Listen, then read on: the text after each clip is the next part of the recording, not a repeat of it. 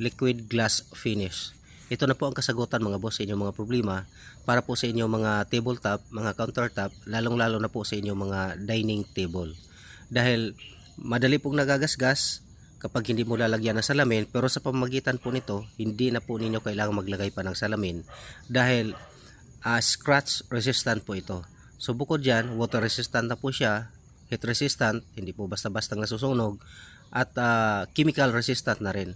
So kahit anong ipatong ninyo, hindi po siya namumuti. So kung paano po ito gagawin, panoorin po ninyo hanggang sa dulo.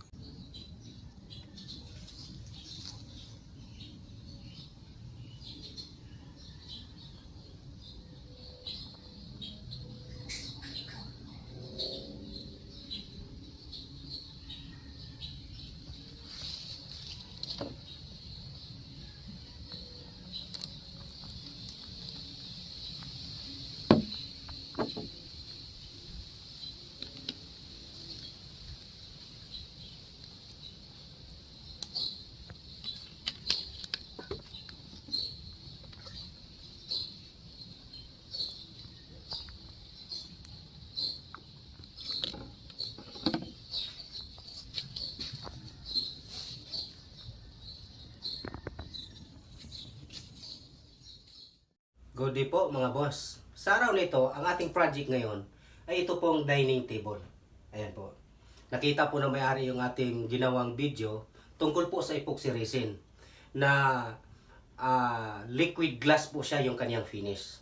So ang gagawin po natin ngayon, instead na lalagyan po nila ng salamin ito para maproteksyonan at hindi magagasgas, nakapag-decide po sila na ito na po yung gamitin natin. So, ang chemicals na ito ay galing po ng Majestic Chemical Industries. Ayan po. Meron po itong part A and part B. Ang mixing ratio po nito ay isang part B, dalawa ang part A. So, 2:1 yung kanyang timplada. So, syempre, para po malaman natin kung ilan yung ating magagamit dito, gagamitan po siyempre ng pangsukat ito po. Kung ilang ounce yung mapapasok dito. At paano po natin malaman yung may papasok dito o may apply po dito? Siyempre gagamitan po natin ng metro. So sukatin po natin kung ano yung lapad at kung ano yung haba niya, nang sa ganon malaman natin kung ilang ounce yung may pasok dito. 3 ounce per square foot yung pwedeng ilagay dito. So, ito po, gagamitan po din natin ng level bar. Nang sa ganon, bago po natin ibuhos yung chemicals dito, naka-level po siya. Dahil pag hindi po naka-level, pag medyo dito po siya ang nakapabor siya dito, ibig sabihin, matatapon lang po dito lahat yung chemicals. So, hindi po even yung pagkalatag. Kaya, gagamitan po natin ito bago po buhos yung ating chemicals. At pangkalat po natin yung plastic po na spatula. Ayan po. At siyempre meron po tayong panghalo. At bago po natin ito lilihain, bubuhusan, lilihain po muna natin ang number 400.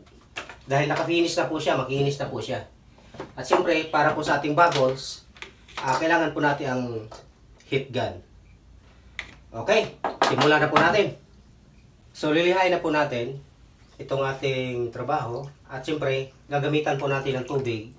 Nang sa ganon, hindi po matakaw sa liha at madali po siyang matablan. At hindi ko na rin po gagamitan ng sunblock. Gawa ng pantay na po ito. So, okay lang kahit kamay lang po ang ating gamit.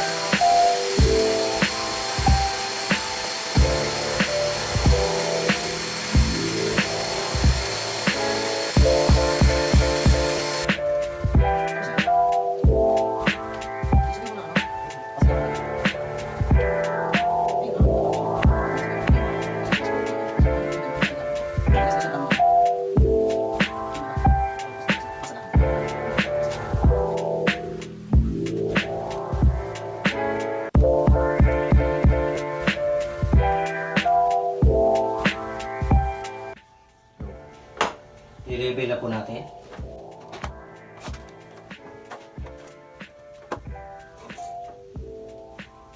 So, perfect.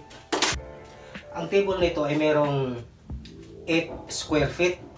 So, 8 times 3 dahil per pot po ay meron pong 3 ounce. So, meron po siyang 24 ounce lahat. Ayan. So, dahil 2:1, ang gagawin po natin sa part A ay 16. So, 16 ounce. Ito po yung ating part A. Ayan po.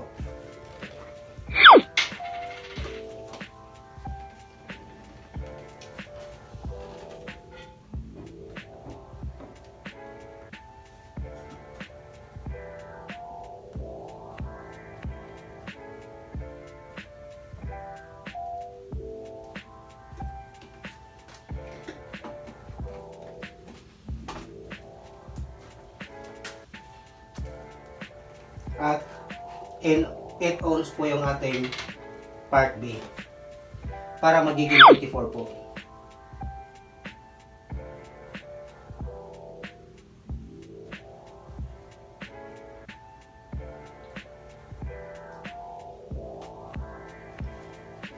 Okay.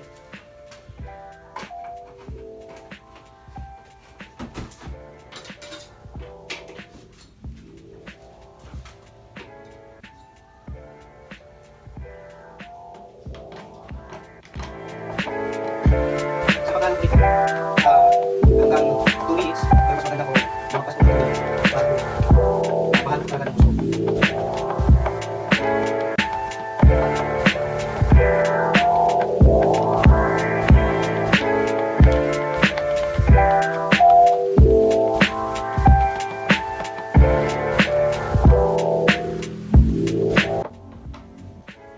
So, ibubuhos na po natin yung ating resin.